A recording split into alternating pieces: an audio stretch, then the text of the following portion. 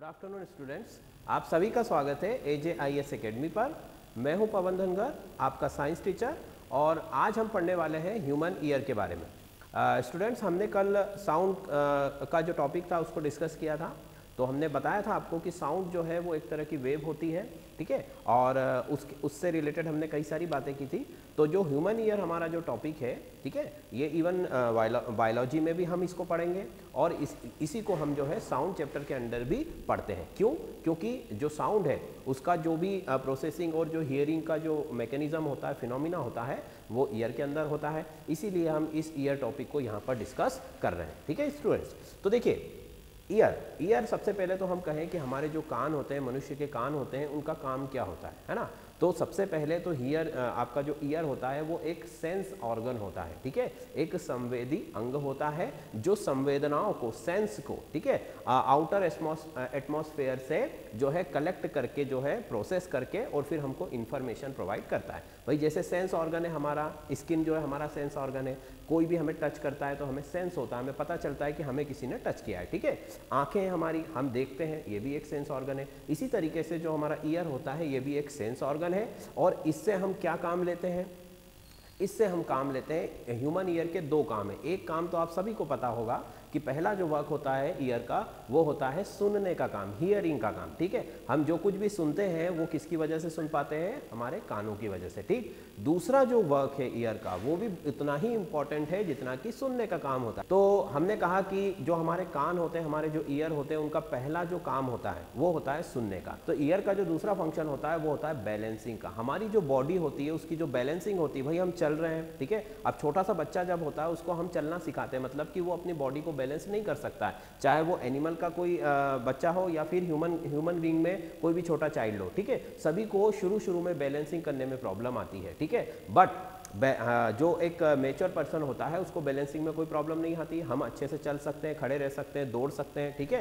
अलग अलग पोजीशन पर हम थोड़ा सा अगर टिल्ड भी हो जाए, झुक भी जाए, तब भी हमारी बॉडी अपने आप को बैलेंस कर लेती है, ठीक है। अगर हम मान लो सडनली कहीं से स्लिप हो जाए, ठीक है, तो सडनली हमारे जो हाथ पैर है वो इस तरीके का मूवमेंट शो करके और कुछ भी करके हमारी बॉडी को जो है जहां तक हो सके बैलेंसिंग करने की कोशिश करते हैं, ठीक है स्टूडेंट। तो ईयर अब कैसे बैलेंस करता है उसको हमको देखना होगा, ठीक है। तो ईयर जो है सबसे पहला काम सुनने का है, और चूंकि ये चैप्टर हम साउंड के अंदर पढ़ रहे हैं तो पहले हम इसी पर डिस्कस करेंगे कि ईयर में सुनने का काम, कानों के अंदर सुनने का काम कैसे होता है, ठीक है।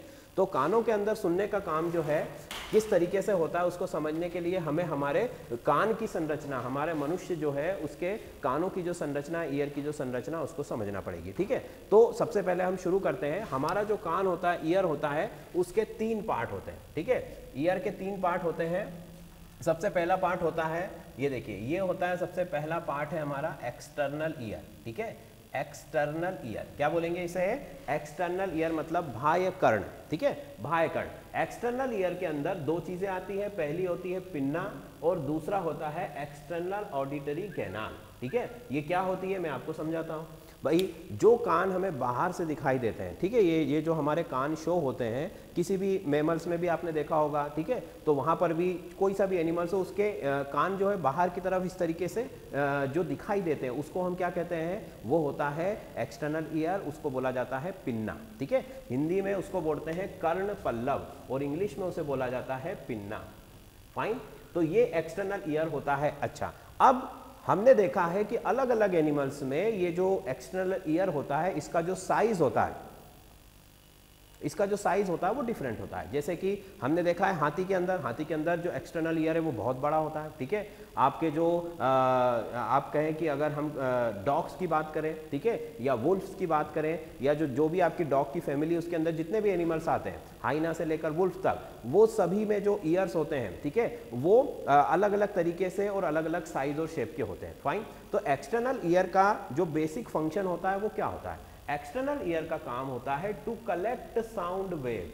भाई चारों दिशाओं से आवाजें आ रही है, ठीक है, हमारे चारों तरफ भी अलग अलग दिशाओं से आवाजें आ रही, हर डायरेक्शन से कोई ना कोई साउंड आ रहा है, ठीक है। तो उन साउंड को कलेक्ट करने का काम, ठीक है, साउंड को कलेक्ट करने का काम, कैच करने का काम जो है वो कौन करता है? एक्सटर्नल ईयर करता है, ठीक है।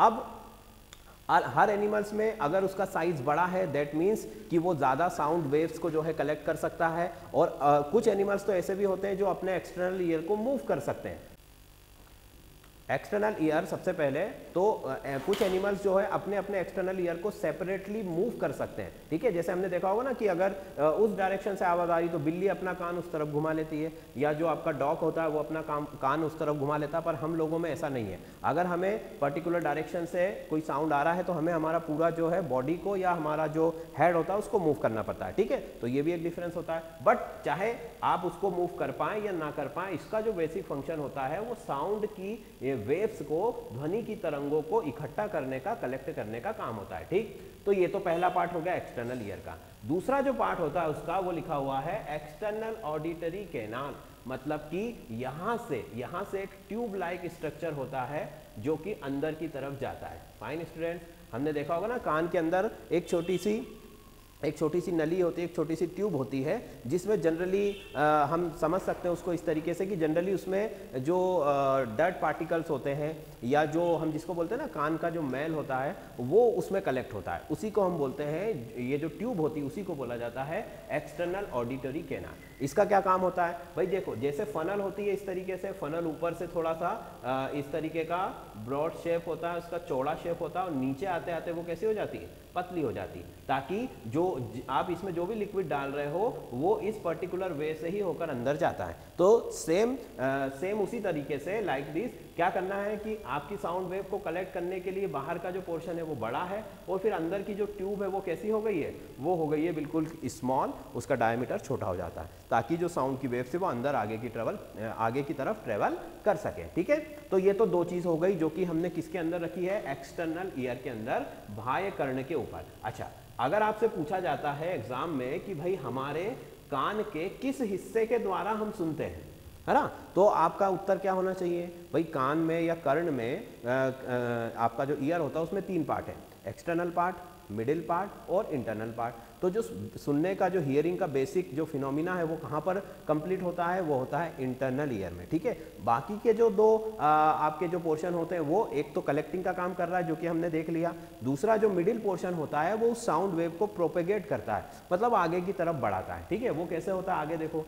अब ये जो ट्यूब होती है ये कुछ 1 या 2 या ज़्यादा से ज़्यादा 2.5 सेंटीमीटर लंबी होती है। इसके बाद जो है एक इस तरीके का मेम्ब्रेनस स्ट्रक्चर आता है, ठीक है। क्या आता है, मेम्ब्रेनस स्ट्रक्चर। इस मेम्ब्रेनस स्ट्रक्चर को बोला जाता है tympanic membrane. Tympanic membrane, tympanic membrane. अगर इसको हम एक और इसके लिए वर्ड यूज होता है ईयरडम, ईयरड्रम मतलब कि कान का पर्दा, जो इसको शुद्ध हिंदी में अगर हम बोलना चाहे तो कान का पर्दा। छोटी सी मेम्ब्रेन होती है, पतली सी, जैसे कि किसी भी इंस्ट्रूमेंट के ऊपर होती है ना, ढोलक के ऊपर या तबले के ऊपर वो जो स्किन लाइक स्ट्रक्चर होता है, सेम वैसा स्ट्रक्चर होता है। जैसे इस पर साउंड की वेव टकराती है, हिट करती है, तो ये क्या होने लगती है, वाइब्रेट होने लगती है, ठीक। तो ये अब यहाँ से जो है हमारा मिडिल ईयर शुरू हो गया। एक्सटर्नल ईयर में दो पार्ट हो गए, ये तो हो गई हमारी ट्यूब और पहला पार्ट हो गया पिन्ना। अब ये जो आपका टिम्पैनिक मेम्ब्रेन वाला पोर्शन है ये किस में आ रहा है, मिडिल ईयर में आ रहा है, ठीक है। तो पहला इसका पोर्शन हो गया टिम्पैनिक मेम्ब्रेन। इसके बाद जो अगला है इसमें 3 तरीके की बोन्स होती है इस तरीके से, ठीक है। ये यहाँ पर 3 या 3 बोन्स हैं, ठीक है, कान के अंदर। इन बोन्स के अंदर ये देखो, थोड़ा सा डायग्राम में बड़ा करके बता रहा हूं, हालांकि इतना बड़ा नहीं होता है, ठीक है। तो यहाँ पर ये 3 तरीके की बोन्स है, 3 हड्डियां होती हैं, ठीक है, जिनको बोला जाता है ऑडिटरी ऑसिकल्स। ऑडिटरी ऑसिकल्स, इनका नाम है मेलियस, इनकस और स्टेप्स, ठीक है। ये हो गई आपकी मेलियस,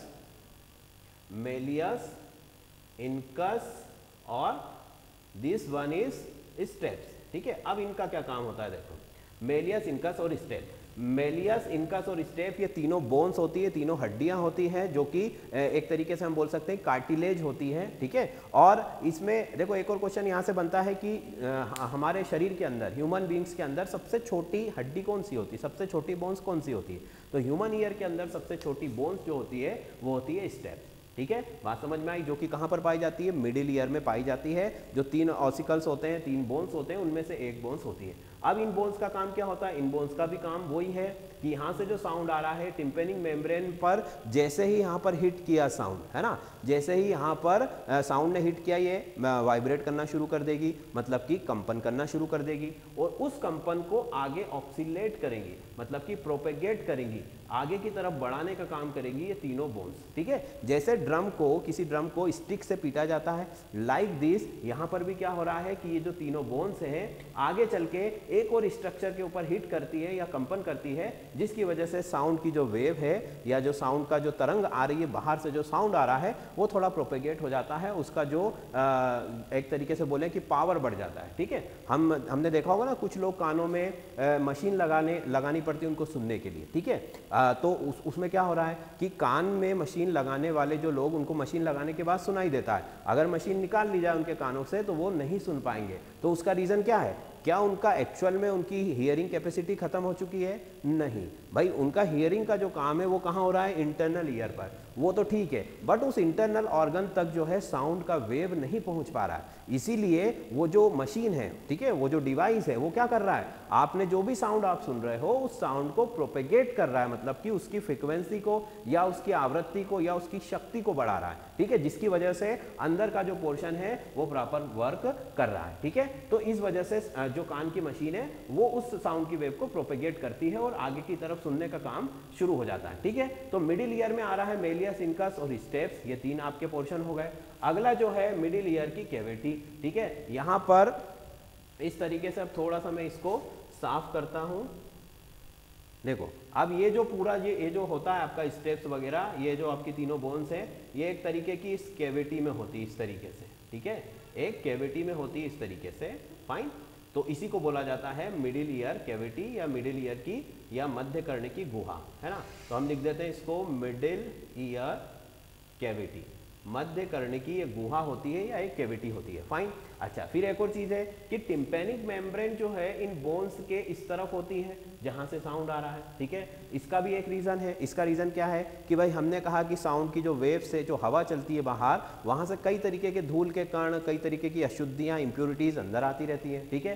तो अब जो ट्यूब होती है हमारी, इसके जो वॉल्स होती है, यहाँ से एक लिक्विड जो है हमेशा सिक्रीट होता रहता है, ठीक है, एक लिक्विड सिक्रीट होता रहता है। हम उसको ऐसे ही समझ सकते हैं जैसे नाक के अंदर म्यूकस होता है ना। तो जैसे ही हम सांस लेते हैं तो जो डर्ट या आपके जो पार्टिकल्स होते हैं जो कि अंदर नहीं जाने चाहिए, वो जो उस म्यूकस में फंस जाते हैं और एक तरीके के एक वेस्ट मटेरियल बना लेते हैं जो कि हमारी नाक से बाहर निकल जाता है, ठीक है। तो लाइक दिस यहाँ पर भी क्या हो रहा है, कान के अंदर जो भी मैल जा रहा है, मतलब जो भी डस्ट पार्टिकल जा रहे हैं, वो जो म्यूकस होता है वो उन डस्ट पार्टिकल को आगे बढ़ने नहीं देता, उसको कैप्चर कर लेता है। और अगर बाय चांस मान लीजिए कि किसी वजह से वो यहाँ तक पहुँच भी जाते हैं तो ये जो टिम्पेनिक मेम्ब्रेन है आपकी, ये उनको आगे बढ़ने नहीं देती है। अदरवाइज क्या होगा कि कान का जो भी आपका मिडिल ईयर वाला पोर्शन है या आगे वाला जो पोर्शन है वो डैमेज हो सकता है, और इसी वजह से टिम्पेनिक मेम्ब्रेन जो है एक तरीके से प्रोटेक्शन का काम भी करती है, ठीक है। तो आपकी जो ट्यूब है, इस ट्यूब में सारा जो आपका जो भी वेस्ट मटेरियल है वो यहीं पर कैप्चर हो जाता है, और फिर उसको हम जब वो ज़्यादा हो जाता है तो उसको कलेक्ट करके बाहर निकाल भी सकते हैं, ठीक है। चलिए तो फिर आगे चलते हैं। तो ये हो गया मिडिल ईयर का पोर्शन, कैविटी हो गई। यहाँ पर एक और इम्पॉर्टेंट ट्यूब होती है मिडिल ईयर के अंदर, ठीक है, वो इस तरीके से उसका स्ट्रक्चर होता है यहाँ पर, ठीक है। ये देखिए इस तरीके से ये ट्यूब होती है, इसका नाम होता है यूस्टेचियन ट्यूब। क्या नाम होता है इसका? Eustachian tube. मैं हिंदी में भी लिख देता हूँ इसे, यूस्टेचियन ट्यूब या यूस्टेचियन नली। अब इसका क्या काम होता है भाई? देखो इसका सुनने से कोई लेना देना नहीं है, सुनने का काम तो अंदर हो रहा है इंटरनल ईयर में। यहाँ पर ये जो ट्यूब है, इसका जो फंक्शन होता है वो होता है प्रेशर को बैलेंस करना, ठीक है। कौन सा प्रेशर बैलेंस करना? कि भाई कान के अंदर और बाहर की तरफ दोनों, भाई टिम्पेनिक मेम्ब्रेन है यहाँ पर, ये बहुत ही पतली मेम्ब्रेन है ना, इस तरीके से बहुत ही पतला स्ट्रक्चर होता है, जैसे सेमी परमेबल मेम्ब्रेन होती है उसी तरीके से बहुत ही फाइन स्ट्रक्चर होता है। तो अगर मान लीजिए इसके इस तरफ एयर का प्रेशर ज़्यादा हो गया और इस तरफ एयर का प्रेशर कम है तो ये मेम्ब्रेन डैमेज हो जाएगी, फट जाएगी। अगर उल्टा हुआ कि इस तरफ प्रेशर ज़्यादा हो गया और इस तरफ प्रेशर कम हो गया, तब भी मेम्ब्रेन क्या हो जाएगी? डैमेज हो जाएगी, क्योंकि ये तो बहुत ही, कान का जो पर्दा बहुत पतला होता है, अगर इसके दोनों तरफ प्रेशर बराबर नहीं हुआ तो ये क्या हो जाएगा? डैमेज हो जाएगा, फट जाएगा। भाई देखो प्रेशर आप चाहे कितना भी लगाओ उससे कोई फर्क नहीं पड़ने वाला है, प्रेशर दोनों तरफ इक्वल होना चाहिए। जैसे हम हमारे हाथों में अगर दो भरी हुई पानी की बाल्टी लेकर चलें तो बैलेंस होता है ना, मतलब कि दोनों तरफ वजन बराबर है, भले ही वजन ज़्यादा है बट फिर भी हमें उसे उठाने में आसानी होती है। ठीक अगर एक ही तरफ आप एक बाल्टी भी लेकर जाओगे बट एक ही हैंड में ले जा रहे हो तो क्या होगा, आपको प्रॉब्लम होगी बैलेंसिंग करने में। तो सेम यहाँ पर भी है कि टिम्पेनिक मेम्ब्रेन बहुत ही नाजुक स्ट्रक्चर है ना, बट अगर उसके दोनों तरफ प्रेशर बराबर है तो वो डैमेज नहीं होगा, चाहे प्रेशर कितना भी हो। तो ये जो ट्यूब होती है, अब इसका क्या काम है उसको समझिए। ये ट्यूब की ओपनिंग जो होती है ये होती है हमारी ओरल कैविटी में, हमारे यहाँ पर जो निचले जबड़े होते हैं, या एक तरीके से बोल सकते हैं कि जो हमारा फेरिंग्स होता है,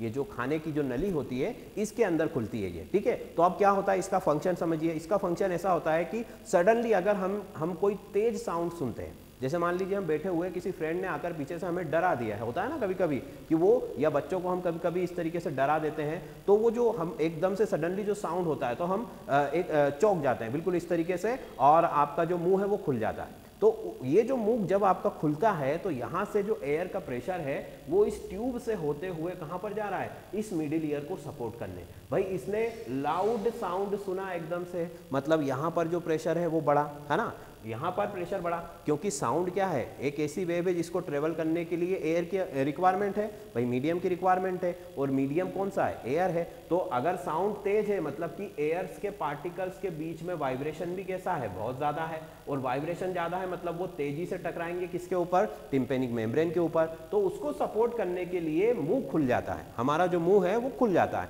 और यहाँ से भी एयर जो है होती हुई इस ट्यूब से होती हुई कहाँ चली जाती है, इस मेम्ब्रेन के पीछे चली जाती है, और इस वजह से दोनों तरफ प्रेशर मेंटेन होता है और हमारा कान का पर्दा जो है वो फटने से बच जाता है, ठीक है। ये उसका बेसिक फंक्शन होता है, ये बहुत ही महत्वपूर्ण काम होता है। कोई भी सडनली आप आवाज़ सुनते हो, अचानक होने वाली किसी भी प्रकार की ध्वनि से, तेज ध्वनि से आपके कान के पर्दे की रक्षा करने का काम जो है ये ट्यूब करती है, और इसको बोला जाता है यूस्टेचियन ट्यूब। ये भी बहुत इंपॉर्टेंट क्वेश्चन है, ये बार बार पूछा जाता है, क्योंकि देखो कॉमन क्वेश्चन क्या है, कान का काम क्या है, सुनने का, वो तो सबको पता है ना, बट ऐसे फंक्शंस भी हमें ध्यान रखने हैं जो कि और लोगों को नहीं पता होते हैं जनरली, वो उसको अवॉइड कर देते हैं, पर हमें अवॉइड नहीं करना है। हमें ध्यान रखना है कि यूस्टेचियन ट्यूब का काम क्या है, प्रेशर को मेंटेन रखना, प्रेशर को बैलेंस रखना। फाइन स्टूडेंट, तो ये जो है हमारा मिडिल ईयर का स्ट्रक्चर है। अब दो पार्ट्स हमने कवर कर लिए, एक हो गया एक्सटर्नल ईयर जो कलेक्टिंग का काम करेगा, लाइक एंटीनास, जो भी एंटीना होते हैं जैसे सिग्नल को कलेक्ट करते हैं वैसे ये भी साउंड की वेव को कलेक्ट करता है, ठीक। मिडिल ईयर में तीन पार्ट है, मेलियस, इनकस, स्टेप्स, है ना,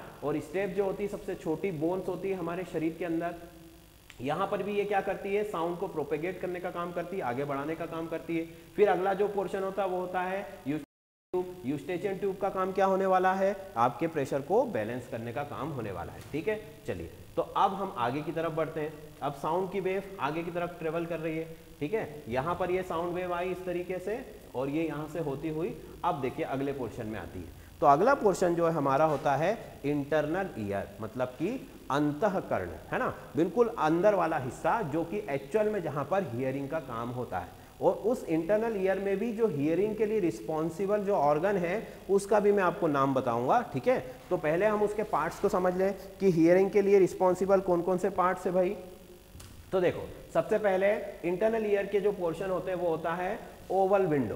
पहला पोर्शन कौन सा है, ओवल विंडो, जो कि ये होता है, ठीक है। दूसरा है हमारा राउंड विंडो, जो कि ये होता है। अभी मैं आपको पूरा डायग्राम के थ्रू मैं आपको समझाऊंगा अच्छे से, अभी केवल हम ऑर्गन देख रहे हैं, ओवल विंडो, राउंड विंडो। फिर होता है कॉक्लिया, है ना, कॉक्लिया। फिर नेक्स्ट है हमारी सेमी सर्कुलर कैनाल्स और वेस्टिबुलाई, और जो आपका ऑर्गन ऑफ कोटाई, मतलब कि जो सुनने के लिए रिस्पॉन्सिबल अंग होता है वो क्या होता है, ऑर्गन ऑफ कोटाई। तो चलो इसका डायग्राम बनाकर हम समझते हैं। तो सबसे पहले ये जो साउंड है, यहाँ से देखो इस तरीके से ये ट्यूब जा रही है आगे की तरफ, फाइन। अब यहाँ पर ये इस तरीके का शेप लेती है, ठीक है, ये इस तरीके का ये शेप लेती है, ये देखिए ये आ गया फाइन शेप आपका, ठीक है। अब क्या हो रहा है इसके बाद देखो जरा कि यहाँ पर ये जो ट्यूब जा रही है, ये जो पूरा ऑर्गन बना है इसको हम क्या बोलते हैं, ये हो गया आपका पूरा हो गया कॉक्लिया, है ना, ये हो गया हमारा कॉक्लिया, ठीक है। अच्छा, इसको मैंने अलग से भी आपके लिए बना रखा, उसको भी मैं आपको डिटेल में समझाऊंगा। पहले आप ये समझ लीजिए कि ये होता कैसा स्ट्रक्चर हमारे कान का, है ना। इसको थोड़ा और हमें थोड़ा सा बड़ा बनाना पड़ेगा ताकि इसके अंदर की चीज़ें और अच्छे से हम बता सकें, ठीक है। तो यहाँ से ये देखिए इस तरीके से ये हो गया, ये आ गया अंदर की तरफ ये, ठीक है। तो ये जो पूरा आपका सिस्टम है ये है कॉक्लिया, फाइन। अब देखो इसके अंदर ये तो बाहर का जो स्ट्रक्चर है ये कार्टिलेज से बना हुआ है, ये जो स्ट्रक्चर है किससे बना हुआ है, कार्टिलेज से। कार्टिलेज से मतलब बोन से बना हुआ है, बोन कार्टिलेज। कार्टिलेज का मतलब होता है कि एक तरीके से इलास्टिक बोन, जैसे हमारी नाक की हड्डी होती है इस तरीके से हमने उसको जो है मूव करने के बाद वो अपनी पोजीशन पर वापस आ जाती है। तो सेम यहाँ पर भी जो है कार्टिलेज या बोनी स्ट्रक्चर होता है, बोन से बना हुआ स्ट्रक्चर होता है, ठीक है। अब इसके बाद देखिए इसके अंदर जो है एक मेम्ब्रेनस स्ट्रक्चर भी होता है, पूरी की पूरी एक थैली होती है, ठीक है।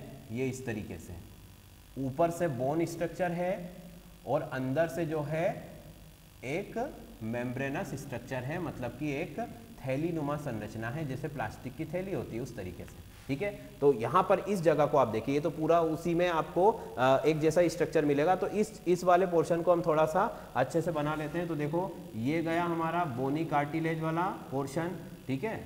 ये देखिए अब ये जो अंदर है ये कैसा है, ये मेम्ब्रेनस है, मतलब कि ये एक थैली नुमा संरचना है और इसके अंदर फिट होती है वो पूरी कॉकलिया के अंदर, ठीक है। अब ये बाहर वाले जो पोर्शन ये तो बोन का बना हुआ है, अंदर वाला जो पोर्शन है ये कैसा है, मेम्ब्रेन है, मतलब कि नाजुक है। अब इसमें दो तरीके के द्रव होते हैं, ठीक है, क्योंकि ये जो पूरा आपका इंटरनल ईयर है इसमें एक फ्लूइड भरा होता है, एक लिक्विड भरा होता है, जिसमें साउंड की जो वेव जब आती है तो वो ऑक्सीलेट करने लगता है, मतलब वाइब्रेट करने लगता है, जिसकी वजह से साउंड की वेव तेजी से प्रोपेगेट करती है। हमें पता है कि लिक्विड के अंदर साउंड का जो वेव का जो स्पीड होता है वो कैसा होता है, बहुत ज़्यादा होता है। इसीलिए यहाँ पर, और दूसरी चीज़, इनको हमेशा नम बनाए रखने के लिए, मॉइस्चराइज करने के लिए वो लिक्विड भरा जाता है। अगर यहाँ पर लिक्विड नहीं होगा, ठीक है, कोई भी आपका, जैसे हमारी आंखों में लगातार नमी बनी रहती है, आप कभी ध्यान से देखोगे तो हमारी आंखों के अंदर हमेशा पानी रहता है, ठीक है। जब हम इमोशनल हो जाते हैं तो वो पानी बह के बाहर भी आ जाता है, बट हमेशा आंखों में बना रहता है। उसका रीजन क्या होता है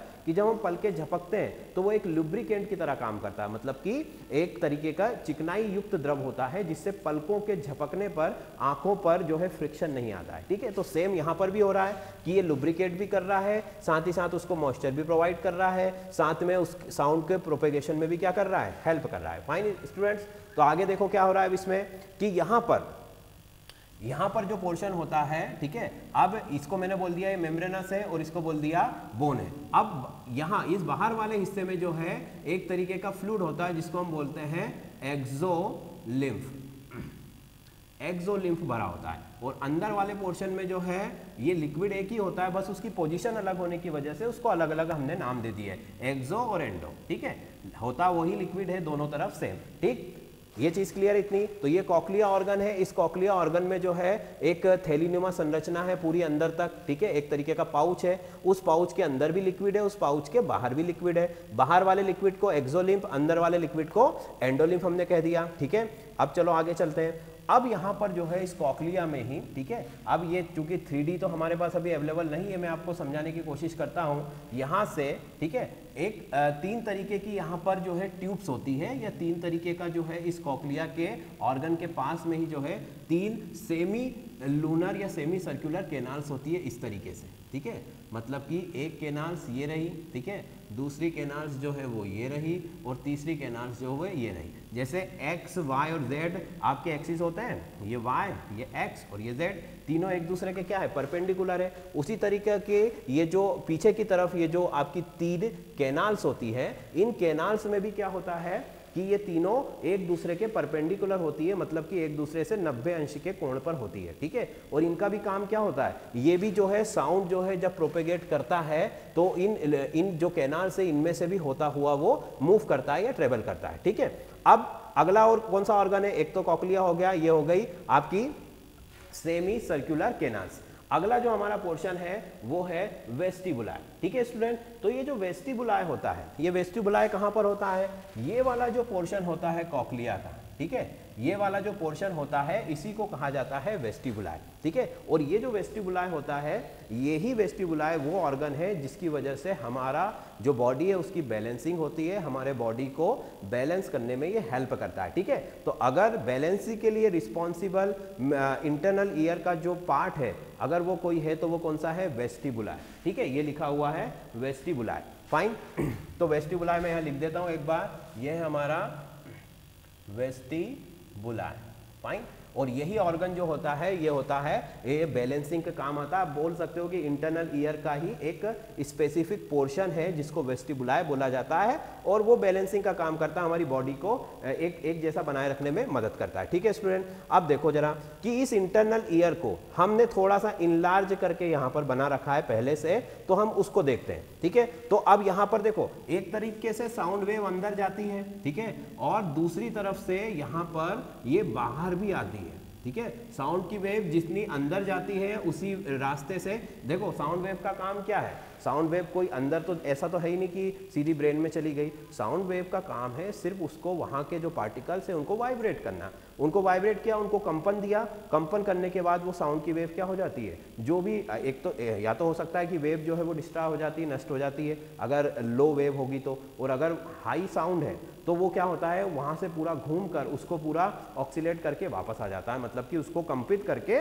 पुनः कान से ही बाहर निकल जाता है। ठीक है, तो यहाँ पर दो तरीके के विंडो होते हैं, एक तो ये हो ही गया जहाँ से साउंड अंदर जा रही है, तो जो अंदर जाने वाला ऑर्गन होता है या अंदर जाने वाला जो आपकी एक तरीके का जो होल होता है उसको बोला जाता है ओवल विंडो। क्या बोला जाता है, ओवल विंडो, मतलब कि ये यहाँ कहीं पे होता है ना, ये ओवल विंडो है। जब ये ओवल विंडो अंदर के ओवल विंडो से ही जो साउंड की वेव है वो अंदर की तरफ जाती है। ठीक, और ये जो पूरा का पूरा ऑर्गन है हमारा कॉक्लिया, उसमें साउंड वेव घूमती है और सबको क्या करती है, वाइब्रेट करती है। ठीक है, वाइब्रेट करने के बाद जो है वो दूसरे रास्ते से बाहर चली जाती है। कौन सा रास्ता होता है, ये रास्ता होता है, इसको बोला जाता है राउंड विंडो। ठीक है, ये हो गई ओवल विंडो, ये हो गई राउंड विंडो, यहाँ से साउंड की वेव अंदर आएगी और यहाँ से बाहर जाएगी। फाइन स्टूडेंट्स, अब देखो आगे क्या होगा कि ये जो ऊपर वाला पोर्शन है, ठीक है, इसको हमने बोला वेस्टिबुलाई।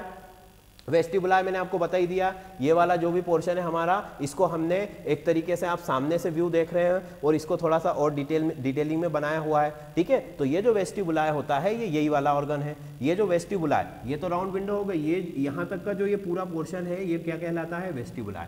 अब यही बैलेंसिंग में मदद करता है। ठीक, अब देखो दूसरा कि ये जो बीच वाला जो मिडिल वाला जो पोर्शन है, ठीक है, इसको बोला जाता है स्केला मीडिया, और जो नीचे वाला जो पोर्शन है उसको बोला जाता है स्केला टिम्पेनी। फाइन, अब देखो जरा क्या हो रहा है आगे कि ये जो कॉक्लिया हमने बनाया हुआ है, इंटरनल ईयर का जो स्ट्रक्चर बनाया हुआ है, इस स्ट्रक्चर में अगर हम देखेंगे तो ये देखो एंडोलिम्फ, एंडोलिम्फ हमने कहाँ पर शो किया, ये किया एंडोलिम्फ, है ना, ये रहा एंडोलिम्फ, ये एंडोलिम्फ है। यहाँ पर जो एक्सोलिम्फ है वो इसके बाहर की तरफ है। अब जो मेन ऑर्गन है जिससे हम सुनने का काम करते हैं वो कौन सा होता है, वो होता है ये वाला ऑर्गन। ठीक है, मतलब कि जो आपका जो ये थैलीनुमा संरचना है इसमें अंदर की तरफ, है ना, मतलब कॉक्लिया में जो एक पाउच पूरा भरा हुआ है, उस पाउच में अंदर की तरफ एक सेलुलर स्ट्रक्चर होता है। अंदर की तरफ कैसा स्ट्रक्चर होता है, इस तरीके से छोटी छोटी सेल से बना हुआ एक स्ट्रक्चर होता है इस तरीके का, है ना, और इस स्ट्रक्चर को ही क्या बोला जाता है, इस स्ट्रक्चर को बोला जाता है ऑर्गन ऑफ कॉर्टाई। ठीक है, ऑर्गन ऑफ कॉर्टाई, ये लिखा हुआ है देखो जरा, ये है ऑर्गन ऑफ कॉर्टाई। ठीक है, और ये जो ऑर्गन होता है, जितनी भी साउंड वेव अंदर जा रही है उन सबका एक ही पर्पस है कि इस ऑर्गन को जाके वाइब्रेट करना है, इस ऑर्गन को जाके जो है कंपित करना है। अगर ये कंपित होगा तो ही हमें सुनाई देगा, अगर ये कंपित नहीं होगा, बाहर की जो जितना भी अभी तक हमने पोर्शन पढ़ा है वो सभी में अगर कंपन हो रहा है, वाइब्रेशन हो रहा है, तब भी आप नहीं सुन पाओगे, जब तक कि ऑर्गन ऑफ कोटाई जो है, जो कि हियरिंग के लिए रिस्पॉन्सिबल है, अगर ये वाइब्रेट नहीं होगा तो आपका जो हियरिंग का प्रोसेस है वो नहीं हो पाएगा। क्यों? क्योंकि ये जो ऑर्गन ऑफ कोटाई है इससे क्या अटैच्ड है, इससे अटैच्ड है आपकी ऑडिटरी नर्व। ठीक है, इस ऑर्गन ऑफ कोटाई से क्या अटैच्ड है, ऑडिटरी नर्व, मतलब कि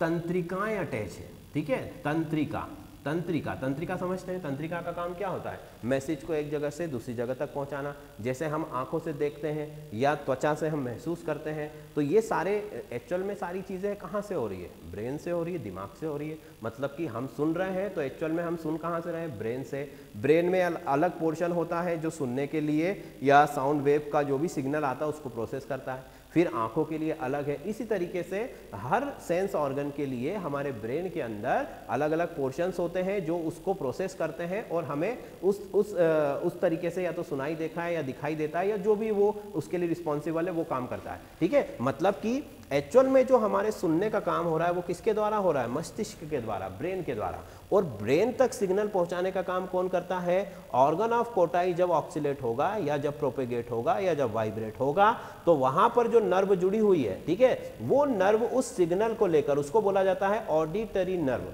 कौन सी नर्व है? Auditory nerve. ये जो ऑडिटरी नर्व है ये सिग्नल लेकर कहां जाती है? ब्रेन में जाती है और ब्रेन जो है प्रोसेस करता है और उस फिर हमें सुनाई देता है। मतलब कि आप देखो कि साउंड वेव ने कितना लंबा ट्रेवल किया, external ear, middle ear, cochlea, cochlea के बाद जो है वो आई ऑर्गन ऑफ कोटाई में, ऑर्गन ऑफ कोटाई से ऑडिटरी नर्व में, ऑडिटरी नर्व से ब्रेन में, ब्रेन से फिर वापस आ रही है। ठीक है, मतलब कि जो सिग्नल गया है वो ब्रेन से प्रोसेस होने के बाद आता है, फिर हमें सुनाई देता है। बट चूंकि ये पूरा जो प्रोसेस है वो फ्रिक्शंस ऑफ सेकंड्स में कंप्लीट हो जाता है, बहुत ही कम समय में पूरा हो जाता है। इसी वजह से हमें जो है आभास नहीं होता या सेंस नहीं होता है कि हम इतनी जल्दी सुन लेते हैं। ठीक है, और प्रैक्टिस के थ्रू, ठीक है, कुछ स्पेशल तरह की एक्सरसाइज के थ्रू हम इस सेंस की जो कैपेसिटी उसको बढ़ा भी सकते हैं। ठीक है, तो खैर वो तो हमारा अभी टॉपिक नहीं है। तो बेसिकली क्या हुआ कि यहाँ पर ऑर्गन ऑफ कोटाई वाइब्रेट हुआ और ये सिग्नल जो है ऑडिटरी नर्व के थ्रू ब्रेन तक गया, ब्रेन से प्रोसेस हुआ, तब हमको सुनाई दिया। और जो वेव आई थी, ठीक है, वेव तो आई, वेव तो ब्रेन तक नहीं जा रही है, वेव यहाँ से होती हुई इन सभी को वाइब्रेट करती हुई और अगला जो हमारा राउंड विंडो है उससे बाहर चली गई। फाइन स्टूडेंट, तो ये जो है इंटरनल ईयर का पूरा पोर्शन होता है। मैं इसको एक बार और अच्छे से बताता हूँ क्योंकि काफ़ी कुछ यहाँ पर जो है हमने बहुत सारी चीज़ें लिख रखी है तो इससे थोड़ा सा व्यू अच्छा नहीं आ रहा है ना। तो मैं आपको इंटरनल ईयर का जो, देखो बाकी के 2 ईयर में तो कोई प्रॉब्लम नहीं है क्योंकि उसमें इतना ऑर्गन्स नहीं है ना, बट अंदर वाला जो कान है उसका सबसे महत्वपूर्ण काम होता है, इसीलिए उसमें ऑर्गन्स भी या उसके जो पार्ट्स है वो भी बहुत सारे हैं। आपको हमें सिर्फ ये स्ट्रक्चर देखो, ठीक है, यहाँ तक तो कोई प्रॉब्लम नहीं होगी। ठीक है, अब यहाँ पर एक विंडो है जिसको हमने क्या बोला है? Oval window. ओवल विंडो से साउंड की वेव अंदर की तरफ आई और अंदर की तरफ आकर के सब कुछ हिला करके चली गई, आप ऐसा बोल सकते हो। मतलब कि सब कुछ वाइब्रेट करके चली जाती है। वो किस विंडो से? वो जाती है आपके राउंड विंडो से। ठीक, अब किसको वाइब्रेट करके गई? वो ये दोनों जो लिक्विड यहाँ पर भरे हुए हैं, एंडोलिम्फ, पेरीलिम्फ या एक्सोलिम्फ भी बोलते हैं इसे। ठीक है, जो पूरा कॉक्लिया है उसको, सेमी सर्कुलर जो कैनाल्स है उनमें से होती हुई साउंड वेव जा रही है और फाइनली किसको वाइब्रेट करके जा रही है? वो ऑर्गन ऑफ कोटाई को, है ना। और ऑर्गन ऑफ कोटाई में ऑडिटरी नर्व अटैच्ड है जो कि कहां तक जाती है? जो कि जाती है आपके ब्रेन तक। ब्रेन से सिग्नल प्रोसेस होता है फिर हमें सुनाई देता है। ठीक है, तो यहां पर मैंने अलग अलग मेम्ब्रेन के बारे में भी लिखा हुआ है तो उसको भी आप देखें तो देखो ये अंदर वाली जो मेम्ब्रेन है या जो ऑर्गन ऑफ कोटाई के ऊपर भी एक मेम्ब्रेन होती है उसको बोला जाता है टेक्टोरियल मेम्ब्रेन। इसको भी हमें अच्छे से ध्यान रखना है कि ऑर्गन ऑफ कोटाई के ऊपर भी एक मेम्ब्रेन होती है जिसको बोला जाता है टेक्टोरियल मेम्ब्रेन। ठीक है, और इसका काम क्या होता है? प्रोटेक्शन का काम है, लुब्रिकेशन का काम है। ठीक, बाकी की सारी चीज़ें तो मैं आपको बता ही चुका हूं। तो स्टूडेंट्स ये इंटरनल ईयर का पोर्शन हो गया। मैं आपके लिए एक बार फिर से रिवाइज कर रहा हूं कि अब साउंड की वेव कैसे आ रही है। देखो साउंड की वेव सबसे पहले आई यहाँ पर और उसने वाइब्रेट किया किसको? पिन्ना को, सॉरी ये है हमारी टिम्पेनिक मेम्ब्रेन मतलब कि ईयर ड्रम, है ना। ईयर ड्रम को वाइब्रेट किया, ईयर ड्रम ने इन तीनों बोन्स को वाइब्रेट किया तो ये जो वेव है ये आगे की तरफ बढ़ने लगी। अब ये जो लास्ट वाली जो बोन है जिसको हमने कहा स्टेप है, इस स्टेप ने ये वाला जो आपका पोर्शन है, ये जो विंडो है, यहाँ पर आकर के इस तरीके से ये नॉक करती है, मतलब कि वाइब्रेट जब होती है तो उसमें टकराता है और उसकी कंपन की वजह से वो जो साउंड वेव है वो आगे की तरफ बढ़ जाती है। ठीक, अब ये विंडो से अंदर की तरफ आई, सारी चीज़ों को वाइब्रेट कर रही है, जितने भी लिक्विड है, जितने भी पार्टिकल्स है, और फाइनली जाकर वो किसको वाइब्रेट कर रही है? ऑर्गन ऑफ कोटाई को। ऑर्गन ऑफ कोटाई के अंदर नर्व लगी हुई है, उनसे सिग्नल जो है, अच्छा ये नर्व का अटैचमेंट किस तरीके से होता है वो देखो जरा, कि नर्व में जो सेल्स है, जिस सेल से वो अटैच होती है, उन सेल्स का एक हिस्सा तो फिक्स होता है और दूसरा जो सिरा होता है वो इस तरीके से मूवेबल होता है, इस तरीके से जो है वाइब्रेट कर सकता है। तो इसी वजह से ऊपर से जो वाइब्रेशन आता है तो सेल, देखो सेल जो है इस तरीके से हिलने लगती है नीचे की तरफ। ठीक है, ऊपर का पोर्शन फिक्स है और वाइब्रेशन यहाँ से आ रहा है और इस तरीके से वो हिलती है और वो जो कंपन होता है वो नर्व के थ्रू कहाँ पहुँच जाता है, ब्रेन में, और ब्रेन के थ्रू उसको प्रोसेस किया जाता है और इस तरीके से हमें सुनाई देता है। ठीक है स्टूडेंट, तो ये हो गया पूरा इंटरनल ईयर का पोर्शन। तो यहाँ पर जो इंपॉर्टेंट क्वेश्चन बनता है वो मैं बता देता हूँ आपको। सबसे पहले तो यूस्टेशियन ट्यूब जो होती है उसका फंक्शन पूछा जा सकता है। उसका फंक्शन होता है एयर प्रेशर को मेंटेन करना दोनों तरफ। किसके दोनों तरफ? आपका जो ईयर ड्रम होता है, कान का जो पर्दा होता है उसके दोनों तरफ। ठीक।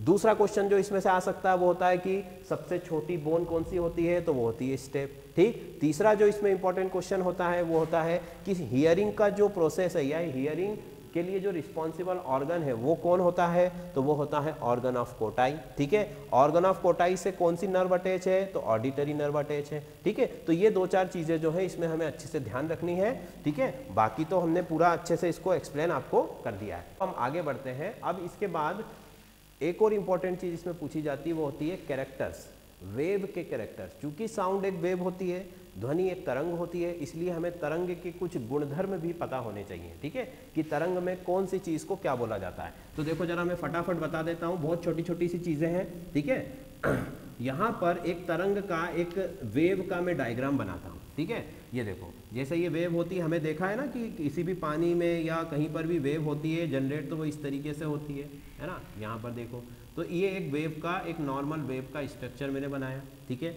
अब इसमें हमें कैरेक्टर्स पढ़ने हैं। ये तरंग है जो इस तरीके से आगे बढ़ रही है, और हमारी जो साउंड की वेव है वो कैसी है, लॉन्जिट्यूडनल है। लॉन्जिट्यूडनल का मतलब क्या होता है कि वेव जिस डायरेक्शन में आगे बढ़ती है उसके जो पार्टिकल्स है वो भी उसी डायरेक्शन में क्या होते हैं, वो वाइब्रेट होते हैं। मतलब कि साउंड की वेव ऐसे जा रही है और जो एयर के पार्टिकल्स है वो भी इस तरीके से वाइब्रेट कर रहे हैं। फाइन, उसी के पैरेलल अब देखो कि वेव के कुछ कैरेक्टर्स है। सबसे पहला तो ये वेव का डायग्राम। अब यहाँ पर ये देखिए दो तरीके से, एक तो ये आपका जो है एक आप बोल सकते हो कि शिखर बना रहा है, दूसरा जो है यहाँ पर क्या फॉर्म हो रहा है, ये एक गर्त है ना। मतलब कि इसको बोला जाता है ये गर्त है, और इसको बोला जाता है ये शिखर है, या क्रेस्ट बोला जाता है इसको इंग्लिश में। ठीक है, क्रस्ट, और इसको बोला जाता है थ्रॉट। तो जो ध्वनि की तरंग है उसका जो उभरा हुआ हिस्सा है, ठीक है, ऊपर की तरफ वाला, उसको शिखर बोलते हैं, और जो नीचे की तरफ वाला उसको गर्त बोलते हैं। फाइन, ये पहली चीज हो गई।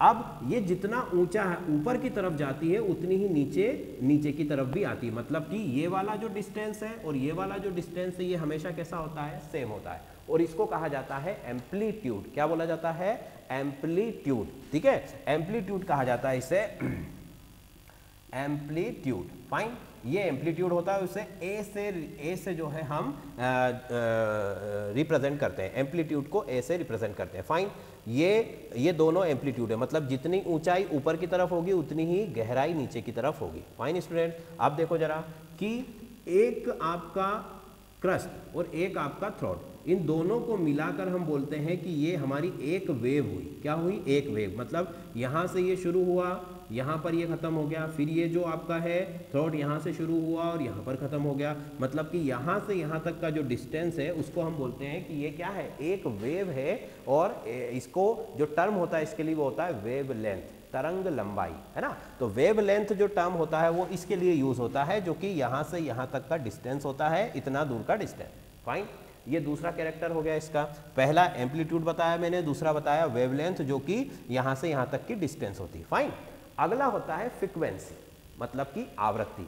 इसे म्यू से प्रदर्शित किया जाता है। देखो यहाँ पे लिख देता हूं कि वेवलेंथ जो है, वेवलेंथ को जो है लैम्डा से आप प्रदर्शित करोगे या रिप्रेजेंट करोगे।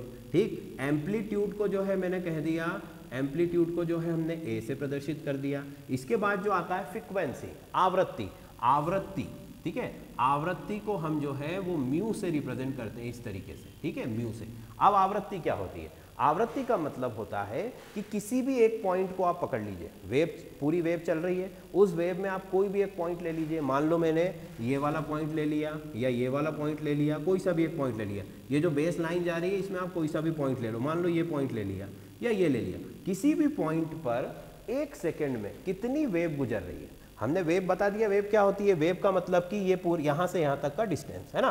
तो एक पर्टिकुलर पॉइंट से एक सेकंड में जितनी भी वेव या जितनी भी तरंग गुजरती है उसे हम क्या कहते हैं, उसे ही कहते हैं हम उसकी फ्रीक्वेंसी या उसकी आवृत्ति। ठीक है, मतलब तरंग की आवृत्ति का मतलब क्या हुआ कि एक निश्चित बिंदु से एक सेकंड के अंदर जितनी तरंगे गुजर रही है उन्हें हम कहेंगे कि तरंग की आवृत्ति है। ये सब चीजें याद रखना जरूरी है। ठीक है, और उसको किससे प्रदर्शित करते हैं, म्यू से। केवल इनके बारे में हमको डेफिनेशन पता होनी चाहिए, इनके फॉर्मूलाज वगैरह वो हमारे सिलेबस का पोर्शन नहीं है। ठीक है, बट ये जो इनकी डेफिनेशन है ये पता होनी चाहिए। ठीक है, तो ये हो गया एम्पलीट्यूड, ये हो गया वेव लेंथ और ये हो गई आवृत्ति मतलब की फ्रीक्वेंसी। अगला जो आता है वेलोसिटी, मतलब कि उसकी ध्वनि की या किसी भी तरंग की चाल क्या है, मतलब कि उसकी जो वेलोसिटी वेग क्या है ना। तो वेग क्या है वेलोसिटी का मतलब, वेलोसिटी का मतलब कि एक सेकेंड में जो वेव है वो जितना डिस्टेंस ट्रेवल कर रही है उसको हम उसकी क्या बोलेंगे, वेलोसिटी बोलेंगे। ठीक है, सिंपल सा हिसाब है, एक सेकेंड में जितनी दूरी तय करेगी वो उसकी वेलोसिटी हो जाएगी, डिस्टेंस अपॉन टाइम के हिसाब से। ठीक है, फिर ये 4 कैरेक्टर हो गए। ठीक है, अगला जो कैरेक्टर आता है वो होता है वेव नंबर। अगला कैरेक्टर कौन सा है, वेव नंबर, जो कि एक नया टर्म है ना। इसको हम म्यू बार से शो करते हैं, म्यू बार से शो करते हैं। वेव नंबर का मतलब क्या है, वेव नंबर को हम म्यू बार से शो करते हैं तो इसमें भी हमें वेव का नंबर बताना है। मतलब कि अब यहाँ पर आप बोलोगे कि एक इकाई समय में, है ना, इकाई समय में, यूनिट टाइम में या यूनिट डिस्टेंस बोल सकते हो। टाइम तो हमने स्पीड के लिए ले लिया, डिस्टेंस जैसे कि मैंने कहा कि 1 सेंटीमीटर या कहा कि 1 मीटर या कहा 1 किलोमीटर, जो भी आप लेना चाहो, पर वो इकाई होना चाहिए, मतलब कि एक होना चाहिए उसके अंदर 1 सेंटीमीटर। तो मैंने कहा कि 1 सेंटीमीटर का ये डिस्टेंस है इतना। अब इस 1 सेंटीमीटर के डिस्टेंस में कितनी वेव आ रही है ना, 1 सेंटीमीटर के डिस्टेंस में कितनी वेव आ रही है वो क्या होगा, हमारा वेव नंबर होगा।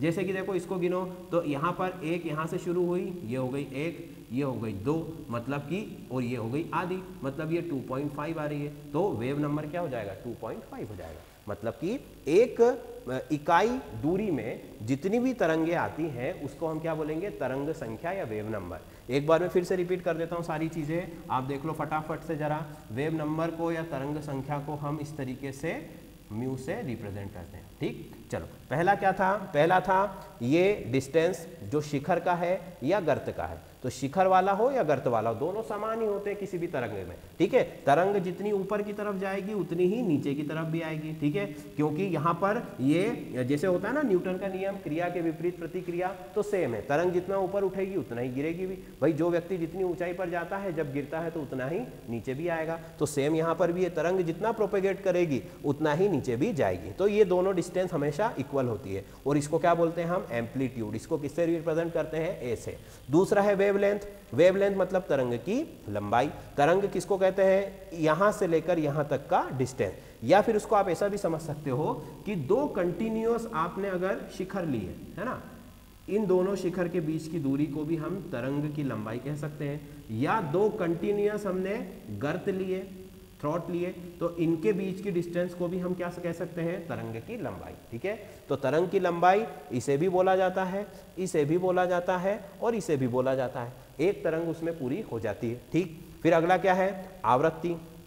आवृत्ति को म्यू से रिप्रेजेंट करते हैं, इंग्लिश में इसे फ्रीक्वेंसी बोलते हैं। आवृत्ति का मतलब है किसी एक बिंदु से, किसी भी तरंग के कहीं पर भी आप एक बिंदु ले लो, उस बिंदु से 1 सेकंड में कितनी तरंगे गुजर रही है, 1 सेकंड में कितनी वेव का जो है वहां से पास हो रही है, उसको हम बोलेंगे उसकी फ्रीक्वेंसी, उसकी आवृत्ति। हम कहते हैं ना कि भाई हाई फ्रीक्वेंसी का साउंड है, मतलब कि उसमें एक पर्टिकुलर पॉइंट पर 1 सेकेंड में जो वेव्स से पास हो रही है वो उनका नंबर बहुत ज़्यादा है, तो वो हाई फ्रीक्वेंसी हो गई। अगर नंबर कम है तो वो लो फ्रीक्वेंसी हो गई। ठीक है, तो ये हो गई आवृत्ति। दूसरी है जो लास्ट हमारा जो पॉइंट आता है वो होता है तरंग संख्या। तरंग संख्या का मतलब इकाई दूरी में, है ना, इकाई दूरी कोई भी हो सकती है, सेंटीमीटर, मीटर, किलोमीटर, कुछ भी। वैसे तो सेंटीमीटर ही होगा, है ना, तो मिलीमीटर, सेंटीमीटर, ये सेंटीमीटर। तो इस इकाई दूरी में जो कि 1 सेंटीमीटर है कितनी तरंगे आती है ना। अब देखो यहाँ पर डिफरेंस क्या हो सकता है कि अगर जो एम्पलीट्यूड है ना, तरंग का जो एम्पलीट्यूड है वो हाई है तो वेव नंबर बढ़ जाएगा। कैसे बढ़ जाएगा, देखो जरा, कि अगर मान लो ये मैंने बनाया 1 सेंटीमीटर का ट्रैक और इस तरंग का जो है एम्पलीट्यूड हाई है, मतलब ये बहुत ऊपर तक जा रही है, देखो इस तरीके से, तो ये नीचे भी आएगी उसी तरीके से। मतलब कि अब यहाँ पर अगर हम देखेंगे तो उतनी ही दूरी में तरंगों की संख्या बढ़ रही है, पर अगर उसका एम्पलीट्यूड कम है, मतलब कि तरंग ज़्यादा ऊपर नहीं उठ रही है, इस तरीके से जा रही है बस, तो आप देखोगे कि उतनी ही दूरी में तरंगों की संख्या क्या हो गई, कम हो गई। ठीक है, तो ये तरंग जितनी ऊपर उठेगी मतलब कि जो आपको उसका जो वेव नंबर है वो बढ़ जाएगा, और अगर वेव जो है उसका जो एम्पलीट्यूड है वो कम है तो वेव नंबर भी क्या हो जाएगा, कम हो जाएगा। फाइन स्टूडेंट, तो ये वेव के कुछ कैरेक्टर्स हैं। ठीक, और इसके अलावा एक और चीज़ आप ध्यान में रखिए कि ह्यूमन ईयर जो होता है या ह्यूमन बीइंग जो होता है वो 20 हर्ट्ज है ना, या 120 डेसिबल से ज़्यादा का साउंड सुनने में कैपेबल नहीं होता है। अगर उससे ऊपर का साउंड आता है तो वो उसके कान जो है डैमेज हो सकते हैं, अगर वो उसको बंद नहीं करता है तो। ठीक है, तो अगर वो फिर भी उसको सुनता है तो क्या हो जाएगा, उसका जो ईयर ड्रम है वो डैमेज हो जाएगा, और इसी वजह से वो 20 हर्ट्ज या 120 डेसिमल से ऊपर का साउंड नहीं सुन सकता। ये कुछ बेसिक चीज़ें मैंने आपको बता दी। ठीक है स्टूडेंट्स, तो ये साउंड वाला जो चैप्टर है इसमें हमने आज के लिए इतनी जो चीज़ें थी, हमारा जो टॉपिक था वो कवर कर लिया है। अब अगर आपको कोई क्वेश्चन इसके संबंध में या कल जो पढ़ा था उसके संबंध में भी कुछ पूछना हो तो आप पूछ सकते हैं।